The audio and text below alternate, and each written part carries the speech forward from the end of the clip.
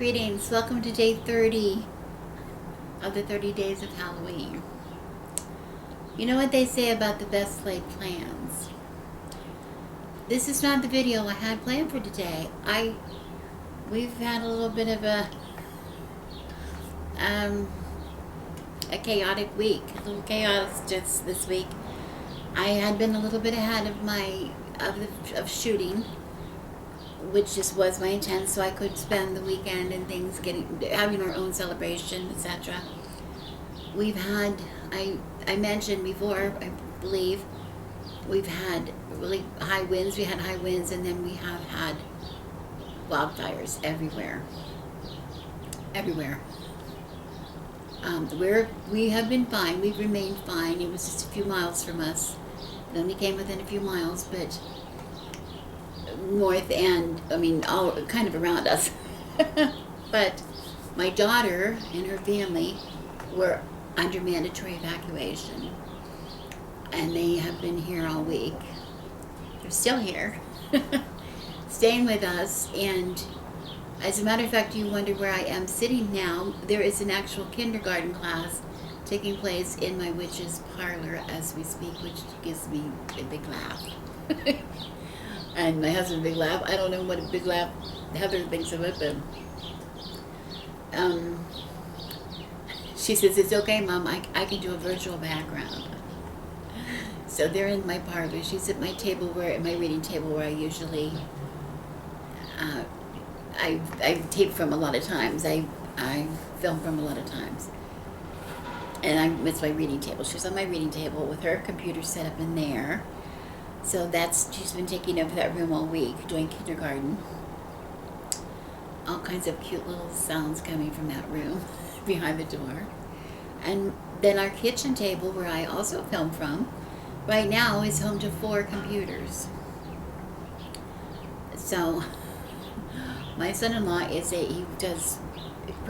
makes video games professionally. That's what he does. He's a programmer and writes code for the video games, and we've got computers everywhere. My grandson is in college in the guest room. Well, I guess right now he's at work, but normally he's in college in the guest room with his computer set up. And on top of that, we've got cats all over the house, and we have dogs. There are 3 dogs here with mine, so I hope there's not going to be any barking. I don't know if you can see, but I have Fezziwig here with me on the table. Fezziwig is not leaving my side because Fezziwig and all of his brothers and his sisters have been locked up. Not locked up, but isolated in this half of the house for the week, because there's enough going on the other side of the door, and there's another cat out there, and who is very traumatized from leaving home in the middle of all the chaos of getting out for the fires and the smoke and everything, and the sirens, and so it's crazy. It's crazy. So I'm here on my seed porch. This is what I say, the seed porch. This is what I'm talking about. My bedroom is here. This side of me, I have doors going into my bedroom, and this is the wall over to my right here. This wall on the other side of the wall is an alley. This is how close we are to the alley, and but you can't see it because I've got a huge wall and a big fence on top of that. But we can certainly smell it because there is a little tortilleria on the other side of the alley. They're making fresh tortillas and making all kinds of, carne asada and pollo and things all day long, and it smells so good, and I'm starving. And then, of course, behind me, right behind me, the door to the rear here on the right is leading out to my chicken yard. That's how we go out from the house to the chicken yard. And my chickens are out somewhere pecking around. So anyway, we're here. But anyway, Fezziwig here doesn't seem to want to leave my side. He's very determined, so he might be laying here on my books. He might be helping me. I hope he doesn't mess with the camera. Twitch was messing with the camera earlier, but now that I said that, now he's going to get up. Oh, good place. That's a good plan. Good job. Thank you. Good job, Babs. You might see some other cats behind me. We have 5 cats here and there. This is their favorite place to nap, on these chairs out here.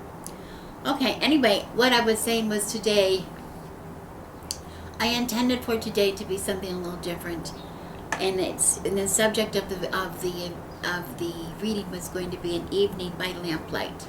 And you see I have a lamp here. We don't have an evening by lamplight, we kind of have an afternoon by maybe possibly too much of a glare of sunlight behind me. So I apologize if the lighting is not good. But it doesn't really matter because the subject of my video actually has turned into being, it really, I think I'm able to tie this in, I hope so. I want to talk to you about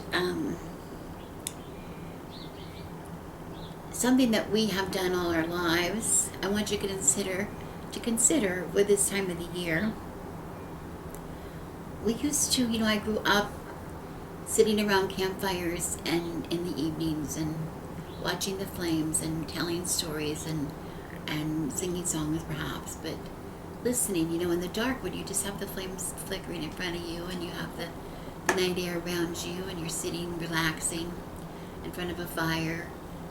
You're maybe listening to people talking, you're listening to people singing, you're using all of your senses, aren't you? You're using your senses to feel the heat of the fire and to watch it flickering, but also to feel the night breezes or I know when we go camping, sometimes in the high desert, it's so hot in the daytime. At night, we're in our bare feet down in grass and feeling that cool grass under our feet, and then we have a fire going and watching the flames and listening to the words of the people, the companions around the fire, maybe telling stories, maybe telling actual stories, tales, but maybe just, talking.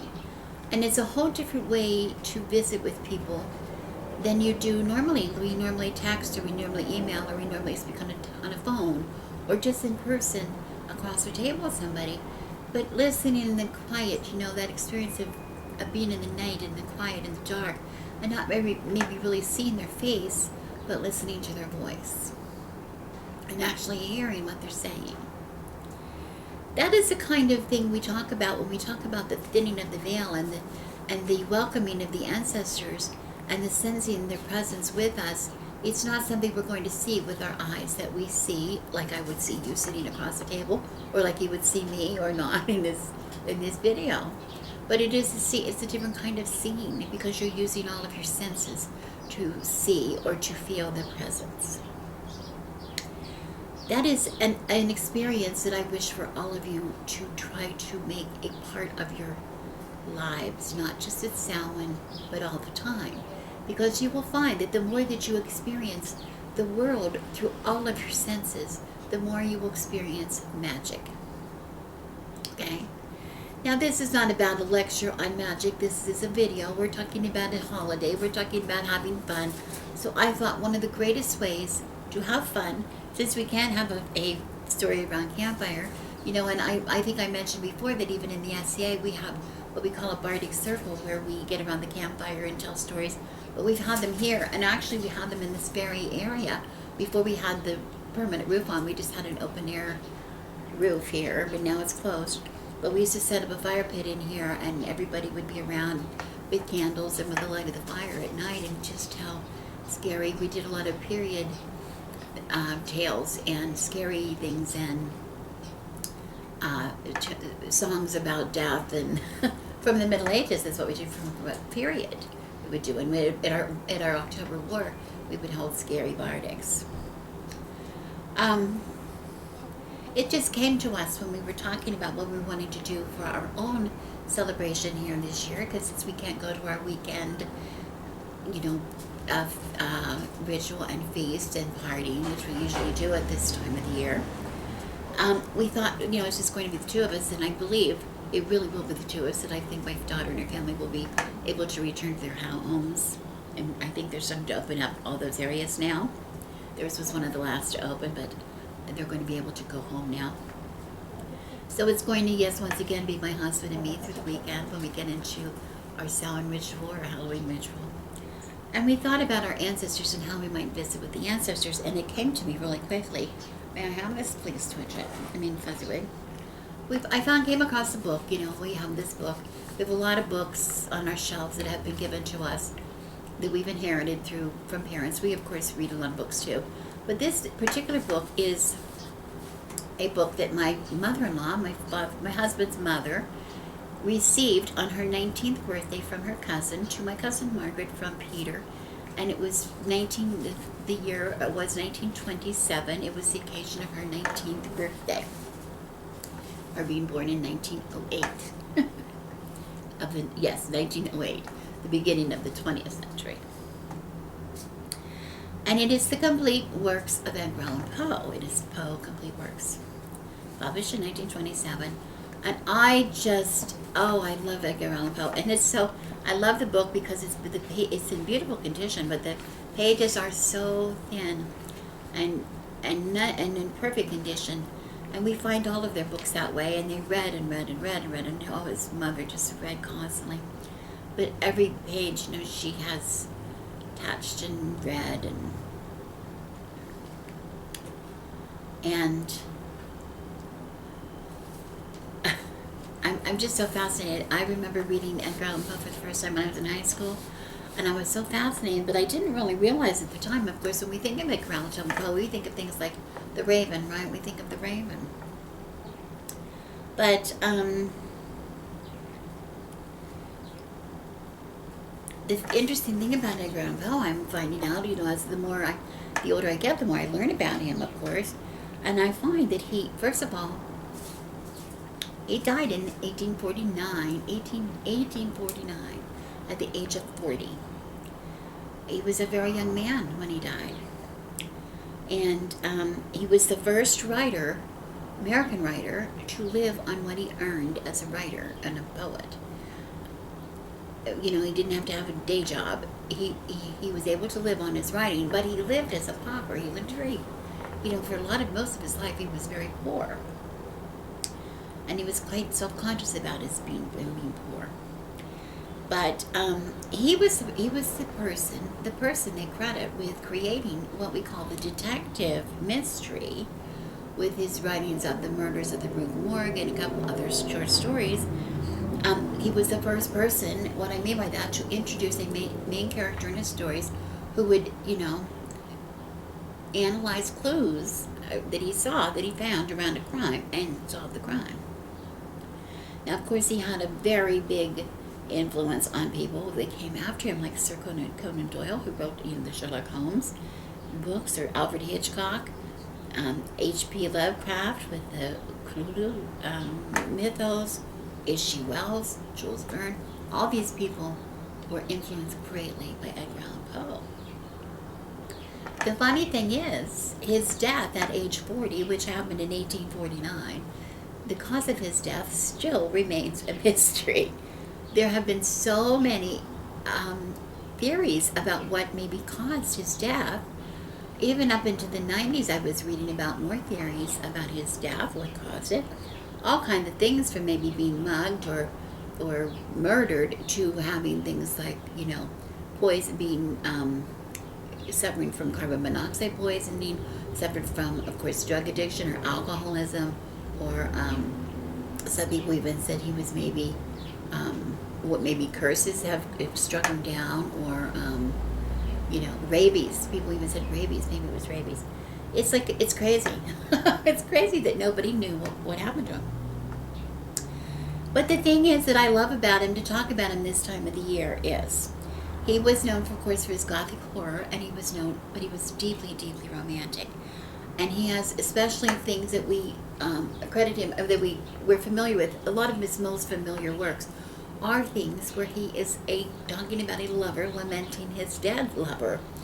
Lenore in The Raven talks about a raven's mysterious visit coming to his house, as somebody who was falling slowly into madness as they mourned the loss of their dead lover, Lenore.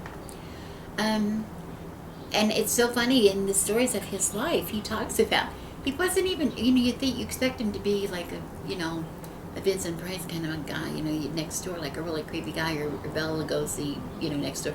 He was just a man. He was just a writer that lived there. He was pleasant, for all accounts. He was pleasant. He could have a temper perhaps, but he was not odd or weird or dark.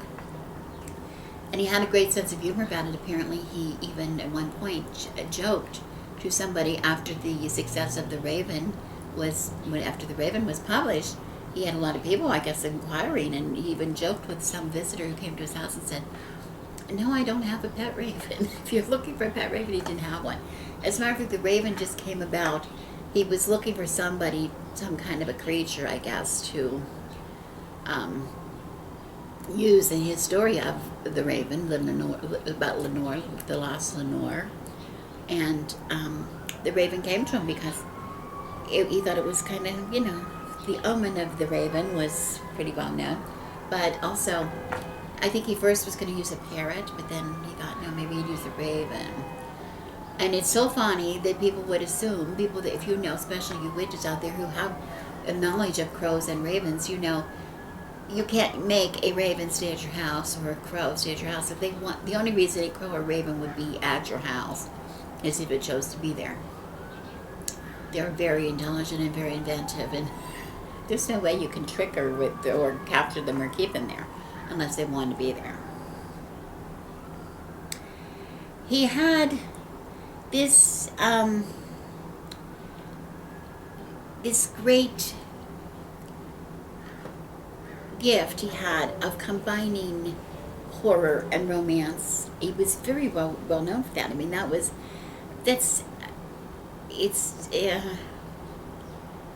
it's quite unusual. I find it quite unusual by today's standards, because today we think of a romance or a horror movie. We don't think of them as being one and the same.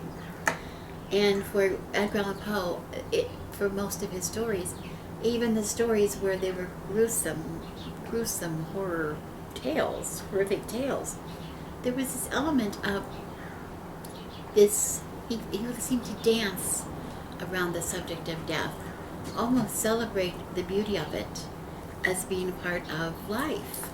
And at Samhain, isn't that what we're doing? Isn't that what the Mexican people perhaps do when they celebrate the Day of the Dead? It's a part of our life. Death is a part of our life. And death and the dead are a part of the living. And the living are part of the dead. That's the point. And that's the point that as witches we all say at Samhain, this is what's happening. We become the veil is thin, and it's just there we are together.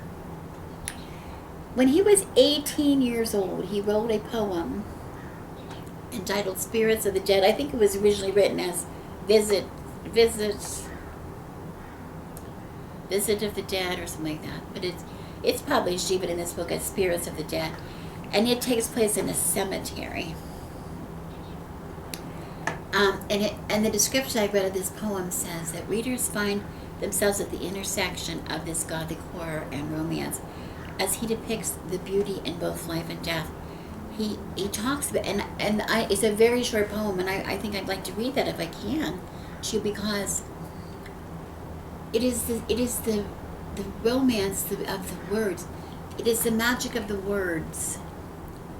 You know how we say words are spells? Don't we say words are spells? If you truly listen to somebody writing from their heart, please don't jump up here, Betty White, and we have wars going on here between Fezziwig and Betty White. We don't want that to happen on the film. We want to all be calm. We want to be calm, right? Betty White, we'll talk later. You just go on your way. Thank you. That's okay. We're all right.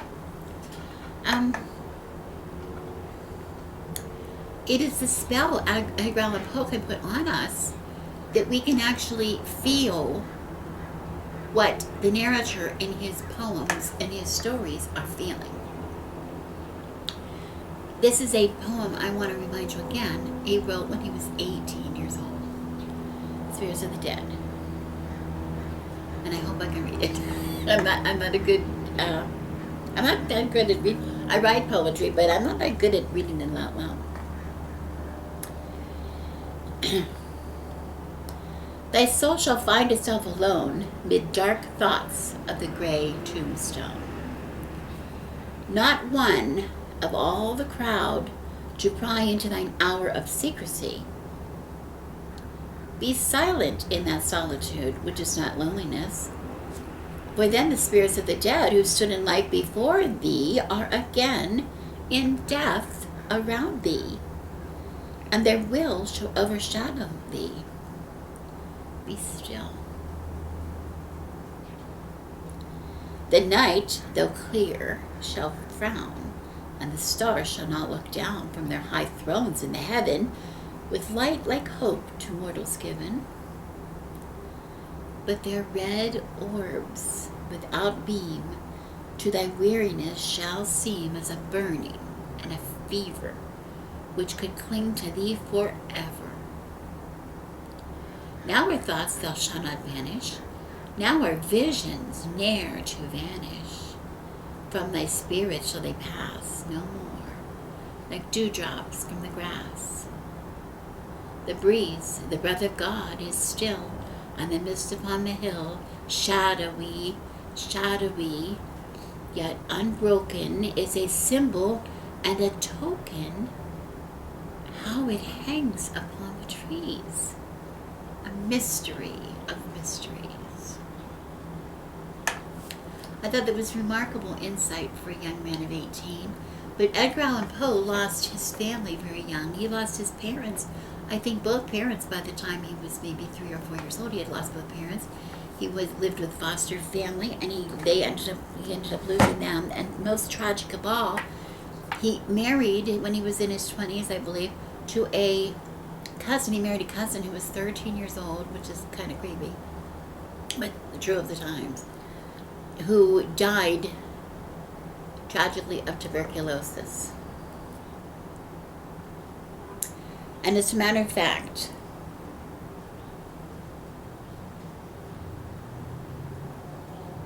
that feeling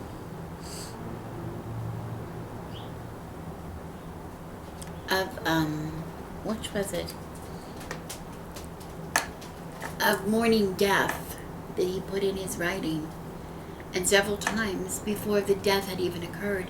I think it was Annabelle Lee, perhaps, he had written before his wife even died. The Haunting Tale of Annabelle Lee. And my husband sings a really beautiful version of that. And I was hoping he could do that for you today, but he's not able to do that. But another time maybe he can. That he's written music to go to that poem.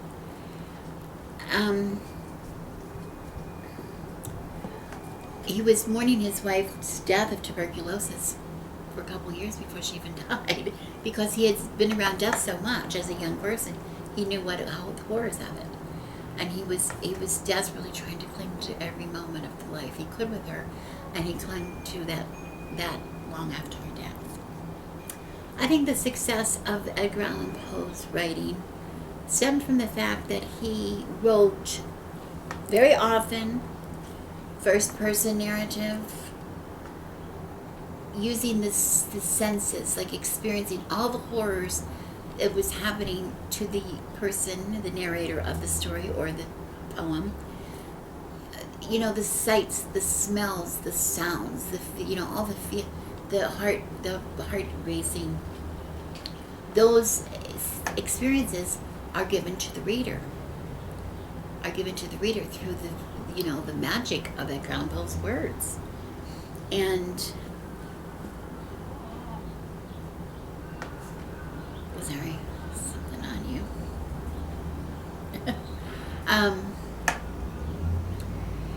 He had even described some of the characters in his writings as people with over acute senses. They like, think about the Telltale Heart. If you're not familiar with the works, I would suggest you Google some of these. They're so common, and there's a lot of people reading. Like Vincent Price, I believe, has some readings of a lot of these famous stories or poems.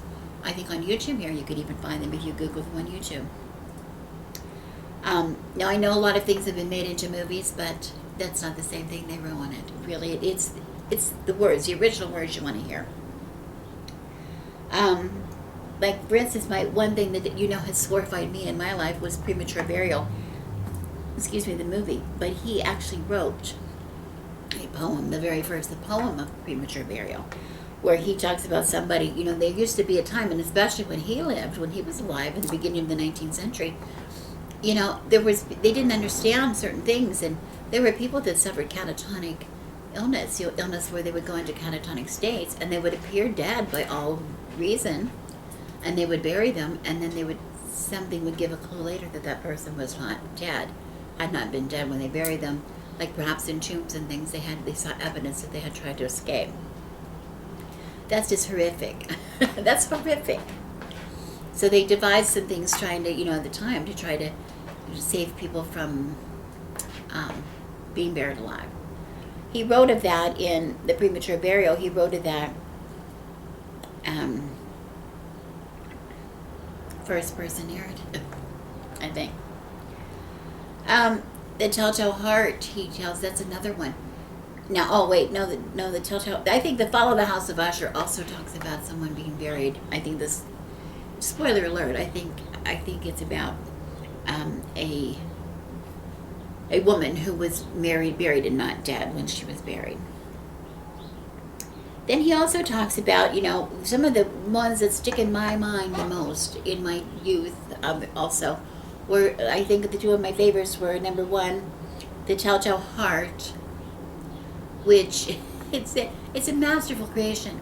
He's talking about something, I think he's been driven crazy. Somebody that I know what it is that I want to say about that. The person that he kills, the narrator kills somebody in this story, and it wasn't even somebody that they didn't like. It was somebody that killed because of their eye. They had like a clouded blue eye, like a vulture eye, I think it's described as, that just drove this man mad, or the woman, whoever was the narrator, just drove this person mad to the point of having to kill them, suffocate them, to get rid of this, the fear of this eye.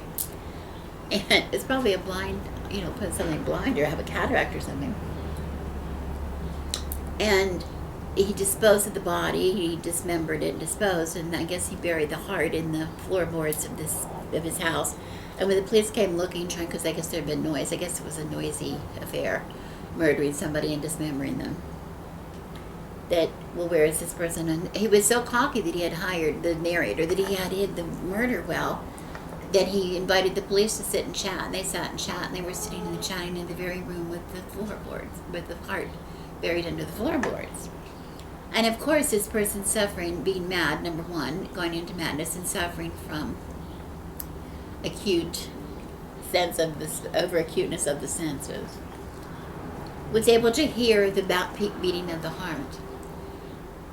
And what was happening in there, as they were panicking, that they could hear the beating of the heart, could the police also hear the beating of the heart, got louder, louder, louder, and drove this person absolutely over the edge to the point that they had to confess about this heart being buried and the person being murdered, and a typical Perry Mason murder happening in this Edgar Allan Poe tale.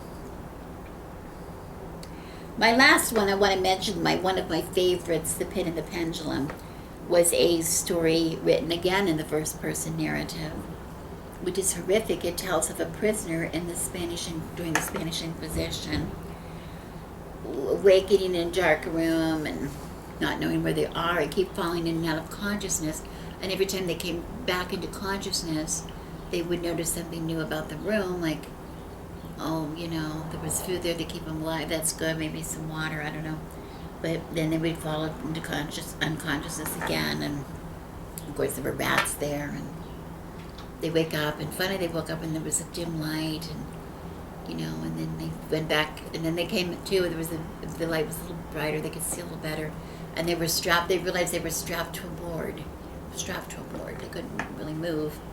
They were held down by straps on this board, flat on their back, eyes up, and as the light increased in the room, they could see above them, this person, him, I guess, a blade swinging about a foot across, swinging with a very sharp blade, which was slowly descending. So ultimately, what would be happening as a result of that. Horrific, yes, a horrific scene, but nonetheless, the mastery of the tale. The mastery of the tale is what is the magic of that story. Now, if it makes you feel any better, I could give you a spoiler alert and say it's okay. I guess you can think that since the person is telling the tale he probably came out okay. You know, that's a clue, always a clue. If it's the first person, if they're talking about what happened to me, they don't say, oh, and then I died, and then you keep talking. I mean, that doesn't happen. So I guess I'm not ruining for you. If this is not your thing, I understand. I do understand that Edgar Allan Poe is, not for everybody. I do understand that. Even reading aloud is not maybe your thing, or telling stories around a campfire is not your thing. A lot of you will probably be watching movies, Halloween movies. I'll probably watch a few myself. I don't like the really scary ones. I do like the witchy ones, though. But if I could just pass on anything to you at this time, I would just say my wish for you during this season, of course, other than wishing you all the joy of the season, wishing you having a wonderful experience if you can, visiting with your ancestors in some way, at least remembering them, enjoying their lives, enjoying the relationship and love that they have for you and you have for them, sharing the memories that you had. Hopefully you're getting some candy corn or something, or at least a full-sized Snickers bar. I mean, let's go for the full-size people. If you have the ability or the time or the means to listen, use your senses, dim your lights in some way, maybe by the light of a lamplight, maybe by some candles, maybe by a fire, maybe just turning on lights in other rooms and not maybe in the room you're in. Just to have that experience of either sharing conversation with somebody in your home with you, that's with you, if you're lucky enough to be with a family member right now. If not, turning on something that you can listen to, maybe go on YouTube and find one of these tales, somebody telling you a tale of Halloween. Just using other senses, using your ears, using your, feeling things, feeling the warmth of a fire or the flickering of a candle flame or whatever. Listening to maybe some music in the dark. Turn on your stereo or whatever. I don't know what we call it. I guess they don't call it a stereo. Turn on your music, however you get music, and listen. Turn on some classical music and listen. Listen to all the parts. Listen to the oboe. Listen to the French horn. Listen to the timpani or the violins or the woodwinds. Listen. Right now I'm listening to sirens. Listen. Listen for the dead. Listen for the spirits. Feel their presence. Welcome their presence. And remember, thank them for coming and then say goodbye. Bye. Remember? And I'm going to tell you I have to say goodbye to you after 30 days of being here with you every day. Some of my videos I'm sure meant more to you than others, and that's okay. I think I said at the end of one of my last very long videos, I apologize for being long, and I apologize for being kind of stupid video, but I said, I promised you 30 days. I didn't promise you 30 really great days. And I feel good that I was able to follow through and give you 30 days, even though the last several have been under not the best circumstances. But everything's coming out well. Everything's fine. Everybody's fine. And Fezziwig is so happy to have me here with him. It's worth it coming out here on the sea porch and trying to film out here in the not so good light, and just to make him purr. He's had a hard couple days. Okay. Thank you so much for watching. I do want to say that the next couple days I'm going to spend now going through all of your comments and questions. I have not had time to do that. I will try to answer the comments. I will try to answer questions. I'm going to make a note of all of the suggestions that you made, things that you want to know about for future videos. I'm making a list. Some of you, I've had quite a few people request readings. I will be going down my queue. I haven't done any of those yet, but I'm going to be joining them once I get my reading room back. I'm also going to be, I have some orders to prepare for people. That's been a real big challenge for me right now. Also with these people in the house, I can't really get in and do some of these things, so it's coming. I just apologize. It's none of my hands. I can only do what I can do.